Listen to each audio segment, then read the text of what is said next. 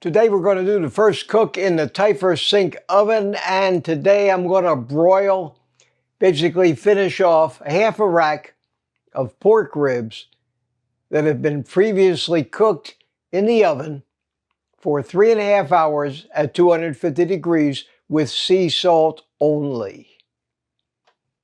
I've got them in the refrigerator here, half a rack of ribs. We'll take these out, take them over to the oven. I got 4 of these meals out of those ribs, and I have frozen, vacuum sealed and frozen,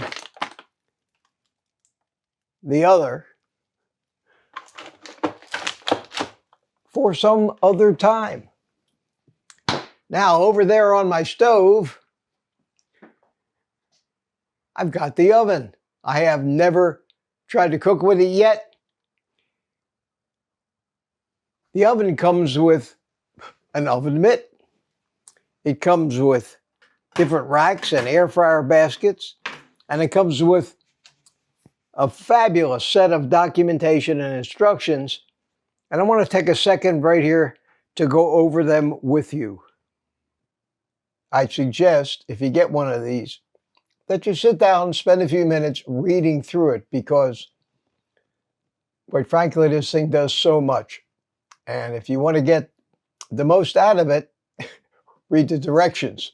Something we men, we just don't want directions, but this was important. Comes with a quick start guide, and the first thing is just a brief summary of what the controls do. That's covered in the user's manual. I don't think you'll need that. Of course, every appliance comes with pages of safety instructions. You don't want this thing to attack you when you're sleeping safely in your bed at night. There's a lot of these. Basically, they all say the thing gets hot, be careful where you touch. But you might want to go over these things. Most of us usually ignore them. There's a user's manual, TYPHUR SYNC Oven User's Manual, and this is where the meat of your education is going to come in. And of course, it starts with important pages of safety precautions. Would lead you to believe that this is very dangerous. It's really not. It explains all the different components, the control panel. It goes on to talk about what the different controls do. Now we get to the useful stuff. One of the most important things that you find in here is the fact that there are different positions for the different racks, and there's different types of racks. There's an air fryer basket, there's a wire rack, and there's a roasting pan. Position 1 is the lowest, position 2 is the middle, and position 3 is the top. You really are only going to use position 3 or 1 in very rare occurrences. Most of the time, it's position 2. My first cooking adventure in this oven today is going to be broiling some pre-prepped barbecue ribs, finishing them by just kind of searing the outside edges and heating them up. They're already cooked. We'll talk about that another time, but I'll show you that. And then there's a cooking chart, and this tells you in each mode. Let me lift it up here so I can read it. It tells you in each mode what presets to use, whether it preheats or not, what temperature ranges, the rack position, and what accessories you can use, which of the particular racks. This one chart here is going to be probably your go-to chart to know which of the things and how to set it up for any particular different cook. And believe me, this thing cooks a wide range of foods. And it goes through to break down each of the cooking modes with a set of instructions, which is very nice. One thing I will hand it to TYPHUR, their documentation is top notch. Some of the best prepared documentation I've ever seen come with anything. You don't get 10 different languages. These are all in English, and they're really, really eye-opening in how easy they make this thing to use, as long as you just take the time to read them. After it goes through the different modes, it breaks down how to use the internal wireless Bluetooth thermometer, which is something that if you want to roast a whole prime rib, amazing. I can't wait to try some of these different things. It tells you everything you want to know about the thermometer, and all these instructions. And then it talks about cleaning the unit, maintenance. Very, very comprehensive. Great documentation. Now, the cool part. They give you a little recipe book. Most of them don't apply to us, but some of them do.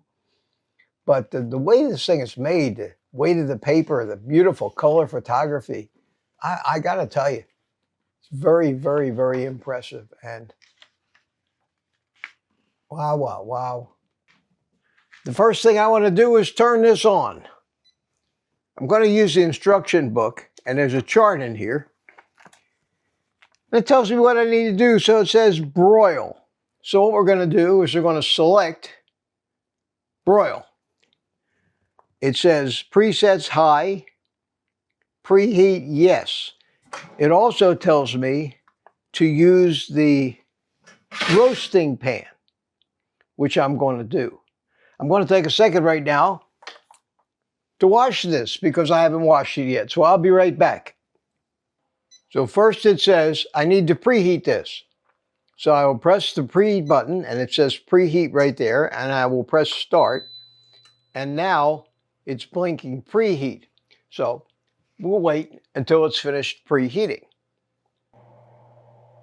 I'm looking into this thing, and you'll notice there are heating elements on the top and the bottom.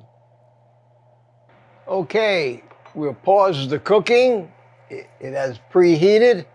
I will get my rack of ribs, put the meat side up using my mitt because it's all hot. I'll put it on the tray. Wow, it is hot. And close the oven and resume. It's set for 10 minutes.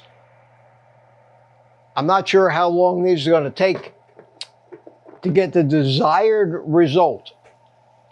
But I'll check them in about 4 minutes and see if they're really looking like they're becoming finished on the outside. Now, this particular appliance is on sale right now. It's on sale. And on top of the sale, you get a 10% additional discount by using the coupon code carnivore. All right, I'm going to pause it here at 4 minutes and take a look at it and see how it's coming so far. I'm cooking on low.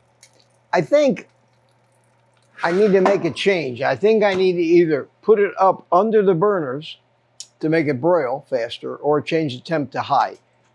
Let me move it up to the number 3 position, which is where it suggests, and start it again and see if that doesn't make it cook faster. Now I can sit here and turn the light on and actually watch it cook. So evidently, cooking it on low, that far from the burners, it was hot. I could see it bubbling, but it wasn't browning the way I wanted it to. That's how we find out how to cook various foods in these things. Experiment a little. Once you get it where you want it, remember how you did it, and just repeat it the next time. So we'll be back in a second. It is bubbling away in there.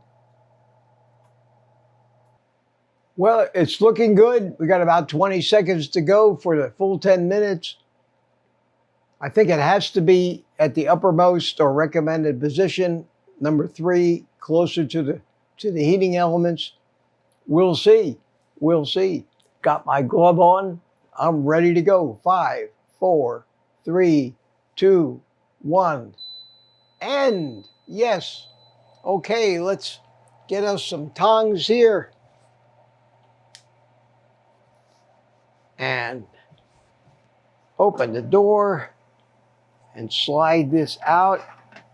Wow, look at it sizzling away. And we'll go ahead and grab these ribs and put them on a cutting board over here. Oh, almost lost them. Let's cut into them and see what we have here.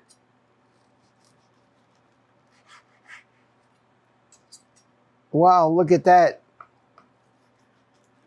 Look how beautiful they look.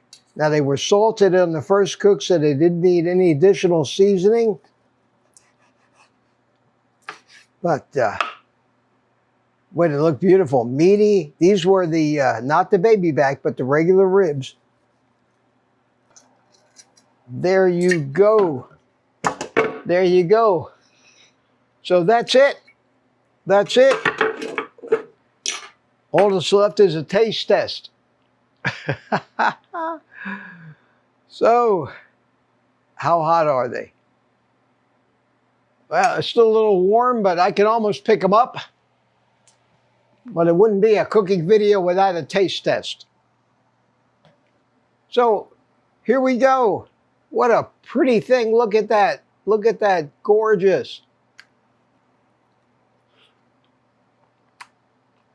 Mmm. Perfect. A little crunchy on the outside.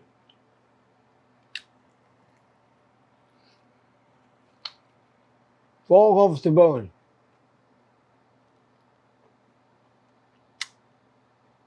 Mmm. Well, that was easy.